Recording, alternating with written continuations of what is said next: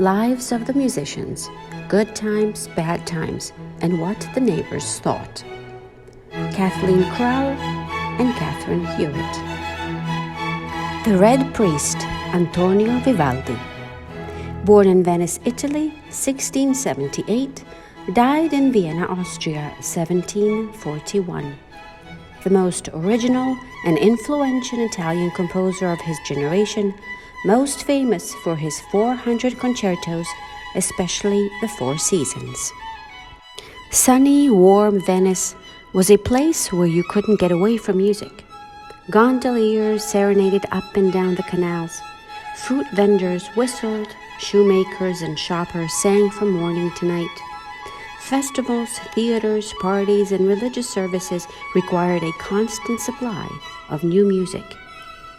Antonio Vivaldi's father had big plans for him. He taught him the violin, got him a job as a violinist, and sent Vivaldi into the priesthood when the boy was 15 years old. Father and son played duets at church. By the time Antonio was 25 and took a job teaching violin at the Pietà Orphanage for Girls, he was earning 4 times as much as his father. Vivaldi was to spend most of his life at the Pietà. Next to the big iron gate of the orphanage was a little nook in the wall, where every morning the porter checked for new arrivals. Orphaned or abandoned babies were given a home and taught music.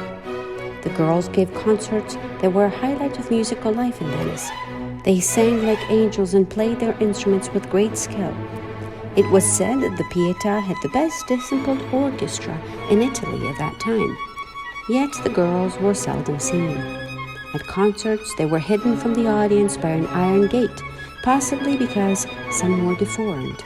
Since they performed in a church, no applause was allowed and people expressed enthusiasm by coughing, shuffling their feet, and blowing their noses loudly.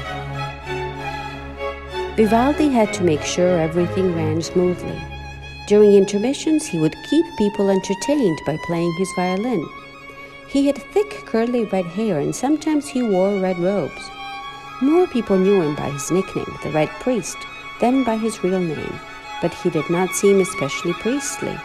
He didn't say Mass. He said that his weak condition, possibly asthma, prevented him from getting through a long religious service.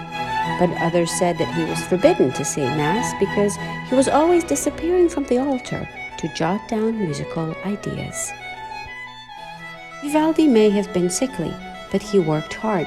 He taught violin, conducted the orchestra, performed at concerts, and bought musical instruments for the school. Outside the orphanage, he toured in support of his own playing and composing. Vivaldi wrote music for all occasions. He was one of the most prolific composers in the history of music. Vivaldi must have been full of energy and probably didn't have time to be temperamental. He didn't agonize over his work. He was deferential to those in authority, and he never seemed to get in trouble. Sometimes he was playful, putting little jokes in his music.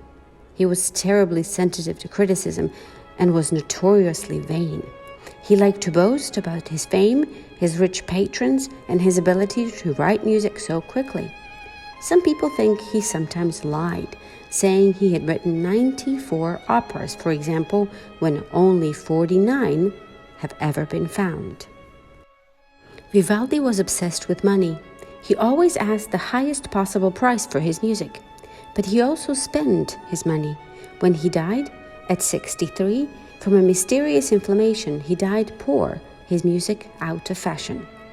Not until the music of Bach was rediscovered over 100 years later, and it was seen how much Bach respected the Red Priest, did interest in Vivaldi's music revive.